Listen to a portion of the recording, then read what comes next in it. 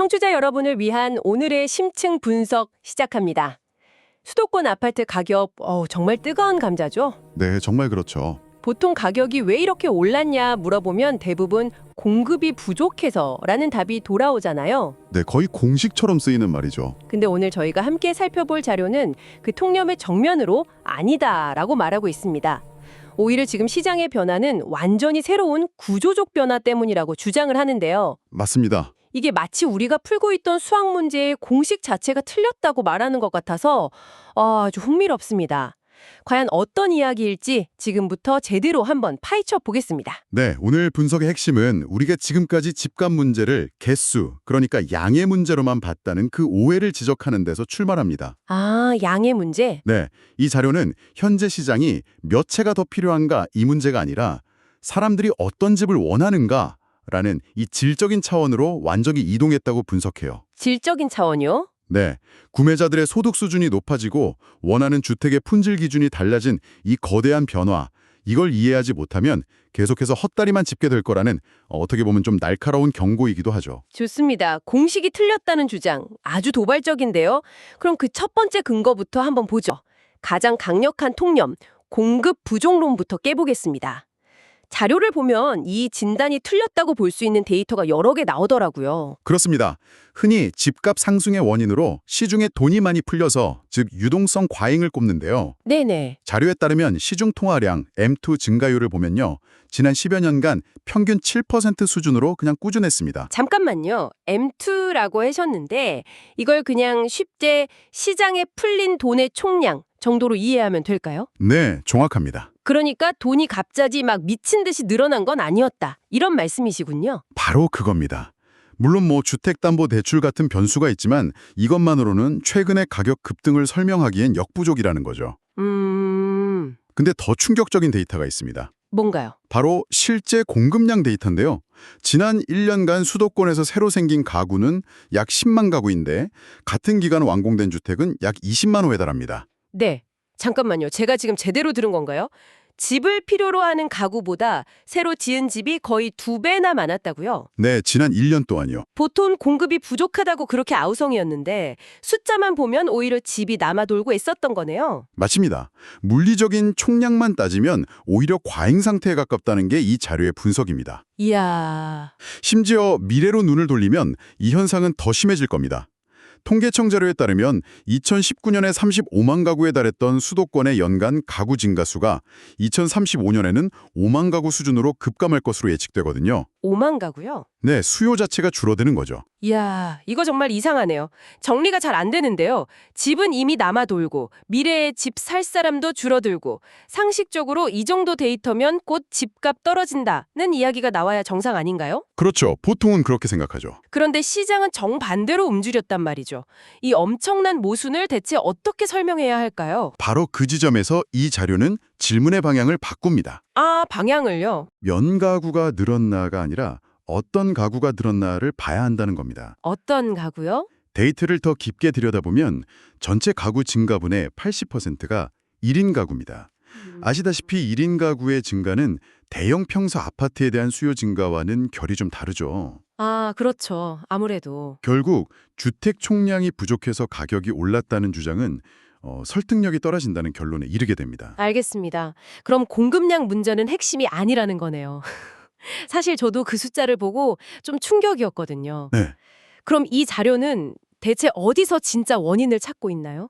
완전히 다른 곳을 보고 있는 것 같은데요. 네, 이 자료는 두 가지 거대한 구조적 변화를 진짜 원인으로 지목합니다. 두 가지요? 첫 번째는 바로 구매력을 갖춘 소득층의 폭발적 증가입니다. 구매력? 네, 자료에 따르면 지난 10년간 한국의 실질 소득 증가율은 세계 주요국 중 거의 1위 수준이에요. 1위요? 네, 이건 단순히 돈을 더 번다는 의미를 넘어서 더 좋은 집을 살 수 있는 능력을 갖춘 사람들이 양적으로나 질적으로나 엄청나게 늘어났다는 뜻입니다. 하지만 그 소득 증가라는 게 모두에게 해당되는 이야기는 아니지 않습니까? 뭐랄까, 상위 계층의 소득이 크게 늘어서 평균을 끌어올린 걸 수도 있는데 그 소수 계층의 수요가 전체 수도권 아파트 시장을 이렇게까지 움직일 수 있다는 건가요? 아주 날카로운 지적이십니다. 그런데 이 자료의 관점은 조금 다릅니다. 최상위 1%만의 이야기가 아니라 중산층 상위 그룹까지 포함하는 더 넓은 구매층이 형성됐다는 거죠. 아하, 여기서 아주 기가 막힌 비유가 등장합니다. 바로 자동차 시장의 변화에 빗대는 건데요. 자동차 시장이요? 네. 과거에는 대다수가 아반떼급을 첫 차로 사고 만족했지만 이제는 소득이 늘면서 수많은 사람이 제네시스급을 원하고 또 살 수 있게 된 상황과 같다는 겁니다. 아, 그 비유를 들으니 그림이 딱 그려지네요. 그렇죠. 그러니까 단순히 차가 더 필요해가 아니라 시장에 나와 있는 아반떼급 차들은 이제 눈에 안 차는 거예요. 맞습니다. 다들 제네시스를 사고 싶어 하는데 시장엔 여전히 아반떼가 더 많은 거죠. 결국 제네시스급 수요가 폭발하면서 그쪽 가격이 시장 전체를 끌어올리는 현상, 이게 주택 시장에서도 나타나고 있다는 거군요. 정확히 보셨습니다. 그리고 그 지점이 바로 두 번째 요인인 신축 아파트의 품질 및 원가 상승과 직결됩니다. 아, 품질. 요즘 짓는 신축 아파트는 10년, 20년 전 아파트와는 완전히 다른 상품이라는 거죠.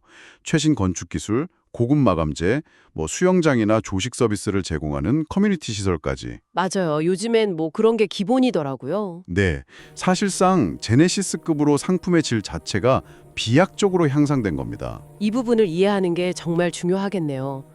그럼 우리가 보는 집값 상승이라는 건 예전에 있던 아반떼의 중고 가격이 오르는 걸 나타내는 동일 주택 가격 지수의 상승이라기보다는 네네. 시장에 갑자기 비싼 제네시스급 신차들이 대거 등장하면서 전체 자동차 시장의 평균 가격이 올라간 새로운 시장 지수로 봐야 한다는 의미군요. 맞습니다. 지수 자체가 다른 종류의 상품을 측정하게 된 셈이네요. 네, 바로 그 점을 이 자료는 강조하고 있습니다. 품질이 좋아지고 원가가 높아졌으니 가격이 오르는 건 어찌 보면 당연한 시장 현상이라는 분석이죠. 소득이 늘어난 사람들이 더 좋은 집을 원하고 건설사는 그 수요에 맞춰 더 비싸고 좋은 집을 공급하면서 시장의 가격대가 함께 위쪽으로 이동했다는 구조적 상향 이동으로 보는 겁니다. 알겠습니다. 이 분석 틀로 보니까 모든 게 좀 다르게 보이네요. 공급이 부족해서가 아니라 시장의 패러다임이 바뀐 거라는 이야기?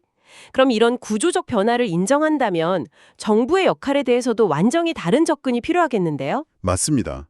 그래서 이 자료는 정부가 무조건 집값을 찍어 누르는 방식의 개입에 대해 아주 비판적인 시각을 보입니다. 비판적이군요. 네, 주택도 하나의 상품인데 지난 10년간 물가가 약 20% 오른 것을 감안하면 그 정도의 자연스러운 가격 상승까지 막으려는 건 시장 원리에 어긋난다는 거죠. 여기서 또 재미있는 비유가 나오더라고요. 네, 자녀를 무조건 클럽에 못 가게 막는다고 춤을 안 추는 게 아니라 오히려 음성적인 공간으로 숨어들어서 더 큰 부작용을 낳는 것처럼 시장의 자연스러운 흐름을 억지로 막는 건 왜곡만 심화시킨다는 비유요. 네, 그 비유가 핵심을 짚고 있습니다.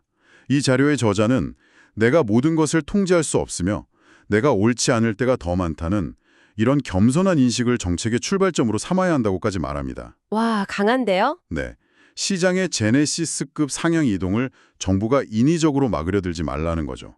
그렇다면 여기서 중요한 질문이 나옵니다. 그렇죠. 그럼 정부는 대체 뭘 해야 하는가? 정말 궁금하네요. 시장은 그냥 내버려 두라는 건 아닐 테고 그 대안은 뭔가요? 자료가 제시하는 대안은 아주 명확합니다. 정부의 한정된 정책 역량을 강남 같은 고가 주택 시장의 가격을 통제하는 데 낭비하지 말라는 겁니다. 아, 낭비하지 마라. 네, 그 대신 본연의 역할에 집중하라는 거죠. 바로 저소득층과 서민을 위한 주거복지, 그리고 양질의 공공주택 정책을 확충하는 데 모든 힘을 쏟으라는 겁니다. 아, 그러니까 정리를 해보자면 제네시스 시장은 그냥 시장 논리에 맡겨두라는 거군요? 네, 그렇죠. 그 가격을 억지로 아반떼 수준으로 끌어내려고 애쓰지 말고 대신 정부는 정말 튼튼하고 안전하고 저렴한 아반떼급 공공주택을 원하는 사람 모두에게 충분히 공급하는 역할에 집중해야 한다. 맞습니다. 시장의 역할과 정부의 역할을 명확히 분리하자는 제언이군요. 네, 완벽한 요약입니다. 시장의 구조적 변화라는 현실을 인정하고 그 흐름 속에서 정부가 가장 잘할 수 있고 또 반드시 해야만 하는 본질적인 역할, 즉 주거 안정망 구축에 집중하라는 것이 이 자료가 내놓은 최종적인 정책 제언입니다. 자, 오늘 정말 흥미로운 분석을 함께 살펴봤습니다. 수도권 아파트 가격 상승이 단순한 공급 부족이나 유동성 문제가 아니라 소득이 늘어난 사람들이 더 좋은 품질의 집을 원하게 되면서 나타난 시장의 구조적 체질 변화라는 새로운 시각이었는데요. 그렇습니다. 핵심은 이 새로운 현실을 냉정하게 받아들이고 과거의 잣대로 시장을 통제하려는 시도에서 벗어날 필요가 있다는 겁니다. 네. 고가주택 시장은 시장의 자율성에 맡기되 정부는 그 과정에서 소외될 수 있는 계층의 주거 안정을 책임지는 본연의 역할에 집중하는 방향으로 정책의 무게중심을 옮겨야 한다는 아주 현실적인 제안이었죠. 오늘 분석을 마무리하며 청취자 여러분께 생각해 볼 만한 질문 하나를 던지고 싶습니다. 이 자료에서는 주택시장의 변화를 자동차 시장이 아반떼에서 제네시스급으로 상향 이동하는 것에 비유했습니다. 네, 아주 인상적인 비유였죠. 만약 이 비유가 현실을 정확히 반영하는 것이라면 이제 시장에 중고 아반떼에 해당하는 수많은 기존의 낡은 아파트들의 미래와 그 가치는 앞으로 어떻게 될까요? 오늘 이야기가 이 질문에 대한 자신만의 답을 찾아가는데 작은 실마리가 되었으면 합니다.